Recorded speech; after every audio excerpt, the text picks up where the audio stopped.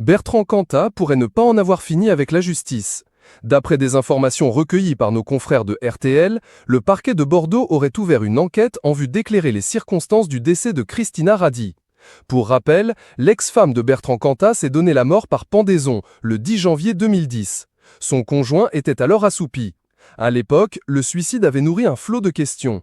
Bertrand Cantat venait de purger une peine de prison après avoir été accusé d'avoir porté des coups mortels sur Marie Trintignant sans intention de donner la mort. 15 ans plus tard, le dossier Christina Radi attire de nouveau l'attention de la justice. Dans un communiqué, le procureur de la République de Bordeaux, Renaud Godel, explique avoir eu l'idée de ressortir le dossier en recherche des causes de la mort ouvert à la suite du décès de Christina Radi après avoir visionné un documentaire en 3 épisodes intitulé Le cas Cantat, disponible sur la plateforme Netflix. Dans l'entourage du chanteur de Noir Désir, les langues se délient. On va peut-être en finir avec cette affaire qui empoisonne tout le monde. Quel que soit le résultat de l'enquête, ce sera une bonne chose, livre un proche au micro du Parisien. Un commentaire qui en dit long sur l'atmosphère pesante autour de l'affaire. Un élément nouveau mis en lumière dans la série documentaire a tout particulièrement intéressé les enquêteurs. Il s'agit d'un ancien intérimaire des urgences de Bordeaux qui déclare avoir mis la main sur un dossier médico-légal portant le nom de Radi.